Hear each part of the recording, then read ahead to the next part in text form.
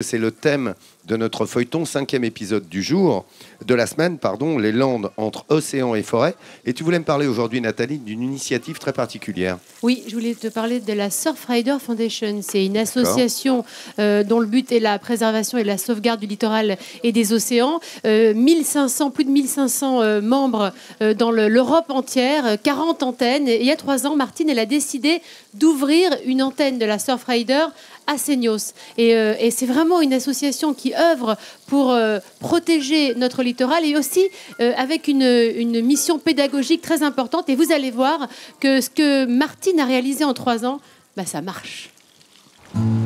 Immenses et sauvages, les côtes landaises sont réputées pour leurs belles plages de sable fin. Elles attirent chaque année de nombreux touristes venus s'y dépayser. C'est aussi le paradis des surfeurs amateurs de sensations fortes.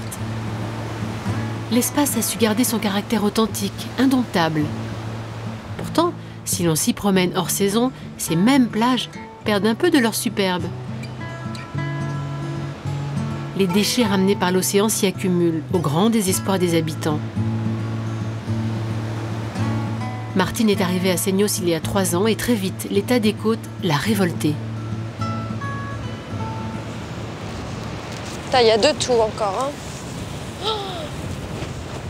allez, plastique, filet de pêche, emballage.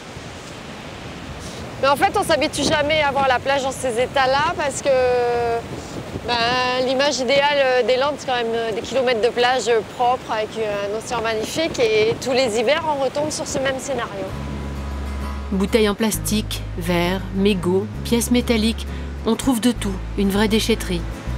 Martine en a eu assez. Elle a décidé de rejoindre l'association Surfrider. Créée à Biarritz en 1990 par des surfeurs, cette association a pour but de protéger le littoral et l'océan. Aujourd'hui, son action a un rayonnement mondial. Martine est responsable de l'antenne locale pour le sud des Landes. Accompagnée d'Yvan, un de ses adhérents, elle ne décolère pas face à la pollution. Ah ouais, regarde. Regarde ce qu'il y a dessus. Carrément, les animaux, ils en font leur habitat, quoi. Du plastique. Délirant. Là, des coquillages sont accrochés aux déchets plastiques. Une situation inacceptable pour Martine. Il est temps de réagir. Voilà le gant. Dès le lendemain, elle a donné rendez-vous à des bénévoles pour nettoyer la plage. Même si l'association s'appelle Surfrider, elle est ouverte à tous, surfeurs ou pas. Chacun s'équipe de gants et de sacs poubelles. On ne sait jamais sur quoi on tombe. On peut avoir des produits pharmaceutiques, des seringues, un peu de tout. Donc on préfère prévenir et avoir des gants pour faire ce genre de choses. Le ramassage des ordures peut commencer. Mais attention, il y a des règles très importantes à respecter. Tout ce qui est bois flotté doit rester sur place parce que ça fait partie de l'environnement naturel, de l'écosystème. On enlève tout ce qui est artificiel, tout ce qui a été apporté par l'homme en gros. Le nettoyage à la main peut s'avérer fastidieux face à la quantité de déchets. Mais il est plus efficace. Les camions utilisés par les municipalités pour le ramassage sont moins précis, ne font pas le tri et laissent s'échapper les petits objets. Par exemple, typiquement, ce ne sont pas des bâtons de sucette, ce sont des cotons-tiges. Et quand on se demande d'où ça vient, c'est simple, on les jette dans les toilettes, ça part dans les égouts et c'est pas du tout fait pour ça dans le cycle. Donc par le cycle de l'eau, ça arrive sur la plage. Laurent et son fils de 10 ans sont en vacances dans la région. Participer au ramassage est un acte très important pour eux. Ils se sont un peu concernés avec le patrimoine, ce qu'on va laisser à nos enfants plus tard.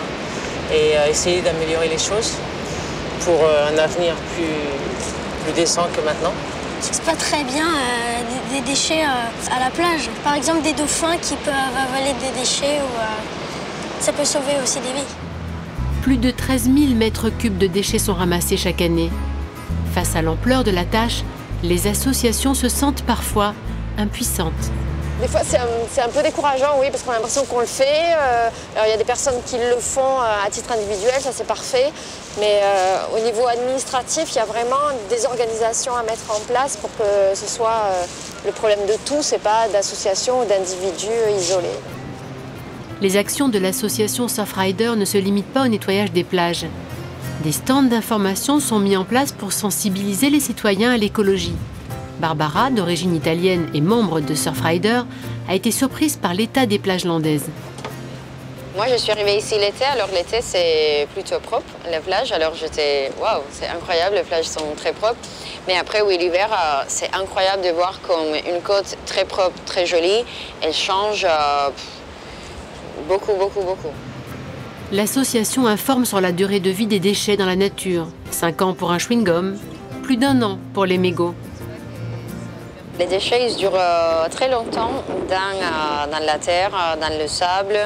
Et ici, c'est des exemples de choses qu'on trouve souvent dans les plages. Les mégots de cigarettes, par exemple, c'est très important de les jeter dans un cendrier. Nettoyer les plages, rendre responsable le public. Autant d'actes et de réflexes indispensables pour préserver la beauté du littoral landais. Ben voilà qui est très beau, Nathalie. Et c'est vrai que c'est une belle initiative. Oui, hein. C'est très beau si on le respecte. Ben voilà, et à ce sujet, tu voulais pousser un coup de gueule. Tu m'as Oui, dit, j'ai un coup de gueule à pousser. Oui, j'ai un vrai coup de gueule à pousser parce que des associations comme la Surfrider, c'est vraiment un travail formidable. Mais ce qu'il faut, c'est que nous, on comprenne qu'il ne faut plus jeter nos mégots, nos plastiques, nos trucs par terre. Pourquoi? Et dans la mer. Pourquoi? Parce que, alors, il y a tous les déchets qu'on voit sur la plage, mais il y a aussi des déchets qui se regroupent dans l'océan, qui s'accumulent dans les océans, dans les mers. Ce qu'on a coutume d'appeler le 7e continent. On a cette image d'un continent de déchets, ce qui est en fait un petit peu faux. C'est une espèce de mélasse de plastique qui est entre deux eaux, voilà, et qui est formé par des gyres. Les gyres, c'est des courants comme du vortex, des courants comme centrifuges qui les regroupent. Et il y en a partout, dans toutes les mers, dans tous les océans. Je trouve que c'est vraiment lamentable. On parlait, là, elle disait les mégots, ça met tant d'années. Les sacs plastiques, ça met 450 ans à se dégrader. Vous entendez, 450 ans, c'est énorme. Ouais, ça veut dire qu'il faut qu'on soit plus citoyen, citoyen, et ça veut dire que les associations et la Surfrider, dont je fais partie, elles font un travail merveilleux, et c'est vrai que c'est important parce qu'on n'a qu'une terre, voilà, c'est un vrai coup de gueule. Comme disait Saint-Exupéry, on l'emprunte à ses enfants, la terre. Voilà. Nathalie, moi je voudrais donner un coup de chapeau parce que je me suis trimballé toute la semaine sur les plages de Seignos, et je voudrais rendre un hommage vraiment incroyable à tous les services de la mairie qui sont en train de faire un boulot mais hallucinant pour que cet été vous ayez des plages qui soient en état, et surtout qu'ils reforment la dune. Ils sont en train de reconstituer cette dune qui a été attaquée cet hiver par 3 tempêtes successives. Ça a vraiment fait des dégâts considérables, et il y a un boulot qui est fait dès le matin à 7h. C'est remarquable ce qui est en train d'être fait ici sur la côte landaise. Merci pour ce coup de gueule et ce constat in situ pour toi. Vraiment, parce que c'est vrai qu'il fait toutes les plages toute la semaine, le professeur. Tiens, vous savez ce qu'on va faire, justement, parce qu'on appelle cette côte la côte d'argent. On a beaucoup parlé. Regardez, ça c'est petit cadeau bonus. C'est les reflets d'argent de cette magnifique mer ici sur cette côte, qui ont été pris hier soir. Ça, ce sont des images d'hier soir. Qui donnent tellement envie de la préserver. Voilà. Vous voyez comme c'est beau. On a envie d'y être là, sur cette plage. Regardez comme c'est beau, les reflets. Côte d'argent, on comprend vraiment pourquoi. Tu en as parlé lundi, Jean-Sébastien, tu nous as expliqué, mais c'est vrai que c'était depuis 1905. On a surnommé cette côte la côte d'argent. Cette côte un journaliste qui a décidé de donner ce vocable, et il avait bien raison.